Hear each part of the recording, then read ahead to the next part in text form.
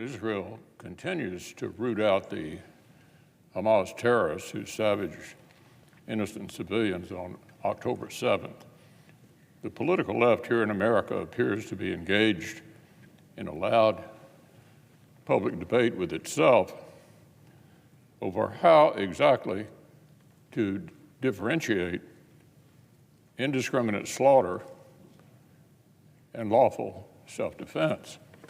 Last week, an especially radical House Democrats repeated to her followers a call to eliminate the Jewish state from the river to the sea. Then she attempted to explain away the undeniability genocidal connotation of this long-standing anti-Israel slogan as, quote, peaceful coexistence. Apparently, Jews can live in peace with Palestinians as long as they vacate Israel. Unfortunately, the shameful moral equivalence that has been creeping across elite and influential corners of the left has now been embraced by a former commander-in-chief. Just a few days ago, President Obama used the same breath to express his horror at both Hamas violence and a supposed Israel occupation of Gaza. In reality, the only force that has occupied Gaza since 2007 is Hamas, not Israel. The former president also said, quote, all of us are complicit to some degree. That's simply false. Responsibility lies with the terrorists.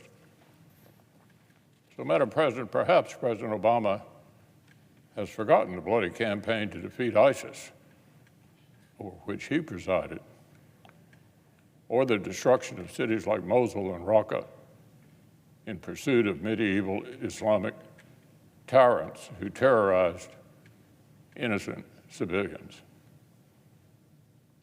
I don't recall President Obama doubting the righteousness of American efforts to support local partners in rooting out terrorists in Iraq and Syria. Where is that moral clarity in the face of Hamas? Unfortunately, that brings me to the growing number of our Senate colleagues who called for a ceasefire in today's terrorist war. I would remind our colleagues that Israel had negotiated a ceasefire with Hamas over the summer. And we all saw where that led on October 7th. Return to any such arrangement right now would be amnesty for the butchers of innocent Israelis and Gazans alike.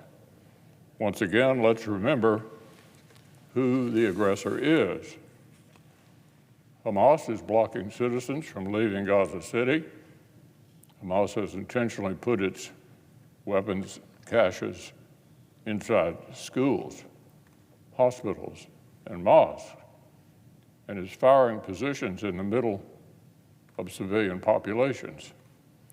Hamas has poured countless billions of dollars in humanitarian assistance into its terror tunnels.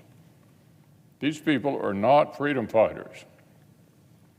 They do not want peaceful coexistence. They're savages, cut from the same cloth as ISIS and al-Qaeda. There's no room for moral equivalency. The distinction between good and evil here is blindingly obvious. Fortunately, some do recognize this. The Vice Chancellor of Germany, a member of his country's Green Party, didn't have any trouble finding the moral clarity this moment requires. In an address to the nation last week, he said, Hamas does not want reconciliation with Israel, but the extermination of Israel.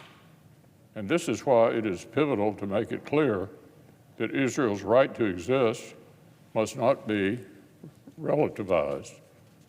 Israel's security is our obligation, end quote. American politicians who cannot bring themselves to acknowledge the same should really be ashamed of themselves. This weekend marked 44 years since Iranian revolutionaries overran the U.S. Embassy in Tehran and took 66 Americans hostage. Today, Americans are once again held hostage by forces aligned with Iranian tyranny. Many more Israelis are held alongside them, and Israel deserves the time, space, and support it needs to bring these terrorist captors to justice.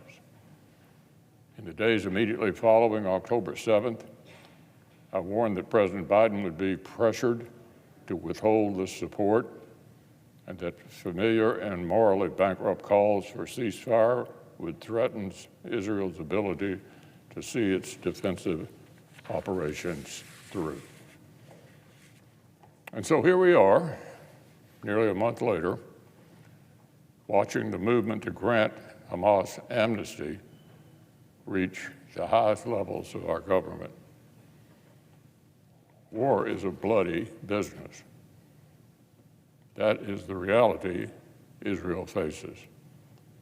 We should be careful before second-guessing their efforts to get innocent Israelis and Americans home safely and to destroy Hamas' ability to wage war.